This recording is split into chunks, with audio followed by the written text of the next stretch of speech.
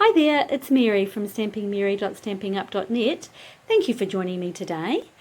Today's Stamping Up project features the Wishes and Wonders stamp set and the North Pole dies.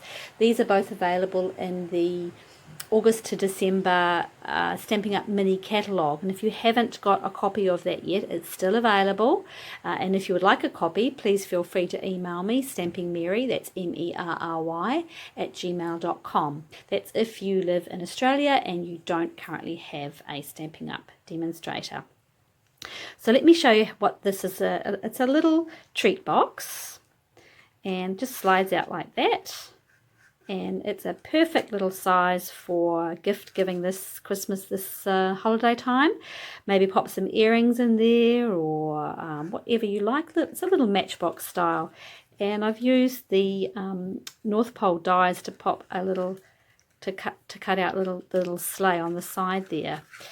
Now I made this one using cherry cobbler, and the designer series paper is the Poinsettia Place designer series paper, and I used Whisper White and cherry cobbler cardstock.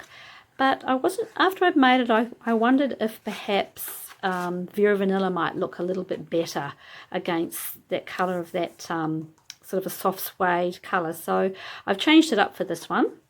So let me show you how to make it first of all. So pop that to one side. I'm going to bring in the paper that you're going to need. So I've got a piece of cherry cobbler cardstock here, and it has been cut at 5 inches by 6 inches.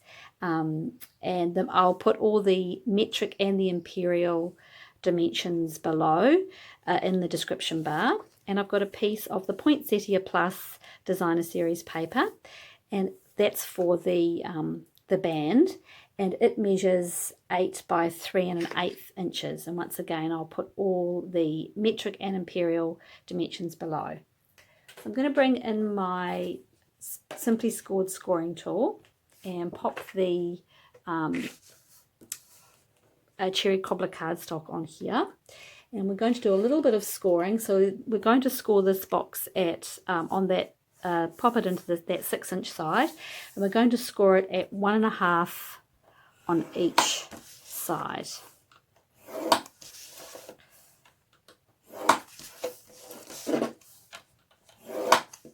And then we're going to bring in the designer series paper for the belly band, and we're going to score it at 1 inch, 2.5 inches, 4.5 inches, and 6. There you go, that's the scoring done. Bring in your bone folder and fold on all those scored lines. Yeah, you can use either side. I just wanted to go with that that side there for this box. And this one here. Alright, so that's the wrap. We're just going to cut up all of these squares here to make the box. Cut up to that horizontal line there. And what I do is I just fold that flap there in, and then just do a little bit of a wedge in there. And a wedge into the square. Same on the other side. Fold up to the horizontal, and then a little bit of a wedge. Oops, I might have made that one a bit big. So this box is pretty forgiving. And I'm going to use my Stampin' Seal Plus when I find it. Here we go. And so the box just goes, these sides just fold in, that one coming up, and this one in like that. So it's a simple little box there. If you have got a little bit, you may need to trim the sides a little bit. Just see how it goes together first. So we're going to place tape on all of these side tabs here. And I'm using my Stampin' Seal Plus because it is strong and perfect for holding cardstock and a box like this together.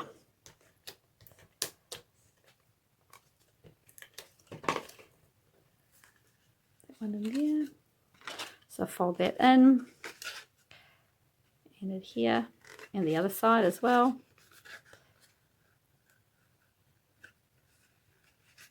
Oops, not like that. And put some tape on these ones.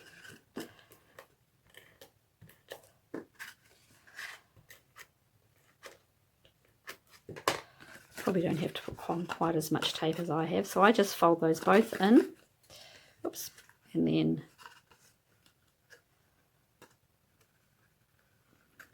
settle one in, and then the other. Now if you've got a little bit at the top like that, like I have, it's simple enough just to give it a bit of a trim.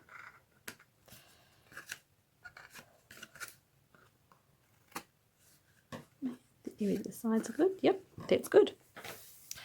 Now to make the wrap, this simply folds around the box. So what I do is I bring it round, and you don't want that belly band so tight that you can't get it off and it's squeezing the box in, but you want it to be firm enough to be able to slide in and out.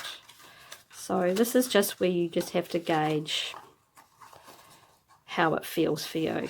So I'm going to put my tape just here, just down one. Whoops, I'm not going to use that one. I'm going to use the Stampin' Seal, not the plus, the lighter blue one of the two seals, because it's better for designer series paper. And we're only adhering paper, we're not adhering it to the cut the box, just to that paper. So I'm going to come across around, and I'm just, before I really firm that down, I'm just going to make sure the box is coming out. Yes, it is coming out nice and easy. So there we are. So that's that bit done. Now to save time, I have actually gone ahead and done the stamping and the scoring, but let me show you what I use. So these are the North Pole Wonder dies, and these are the 3 dies here that I used. So use the sleigh. Open that up for you. So I used the sleigh for obviously the sides here of the box, and the larger scallop circle for the outside bit, and the stamping in here. Now once again, I said I made these on very Whisper White, but I did the second one on very vanilla, and I actually think I prefer it against the tone of that designer series paper. I really do. And you're probably wondering, where has this come from? So these are the this is the Forever Gold Laser DSP, and it's in the annual catalogue, and it comes in the large sheets. And just to make it a bit easier, whoops, take the lid off my container, I took them all out of the sheets and popped them into a plastic container just so I could get hold of them more easily, otherwise they can be a little bit fiddly. So what I've done here is I've actually cut the edges off. So there and there. And I can still use this piece for something else, but that's all I wanted was that bit. And I didn't want that piece in the middle because I didn't want any extra gold around the outside. So let's adhere our little sleigh. So all I did was I stamped the sleigh in cherry cobbler and then cut it out using that die. I stamped the sentiment made in the North Pole and cut it out using that round die, and then just with a piece of cherry cobbler I cut that one out using my Stampin' Cut and Emboss machine. So using some of my Tombow, I'm going to adhere the sleigh to each side. I'm using Tombow because I get an easier placement, and this fits just perfect. I wouldn't recommend you put a dimensional on there because your box probably won't close around that wrap, that belly band I should say. So let's just make sure I've got that straight.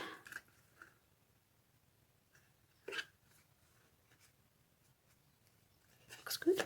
And the other side. Yeah, I definitely prefer it with the Very Vanilla. It might not show up as well in the light of the camera, I guess, but for my purposes, definitely when I make another one, it's going to be very vanilla. Definitely. And I don't use a lot of very vanilla, but it works. Works against the cherry cobbler, which is such a Christmassy colour, isn't it? Love it. Set that to one side, and I'm going to put the sentiment one onto the cherry cobbler using dimensionals. Okay.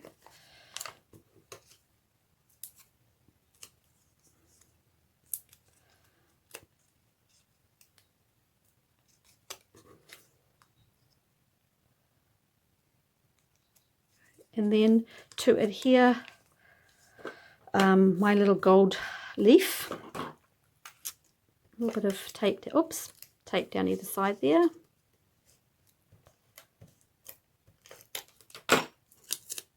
And just position it however you feel you like to see it.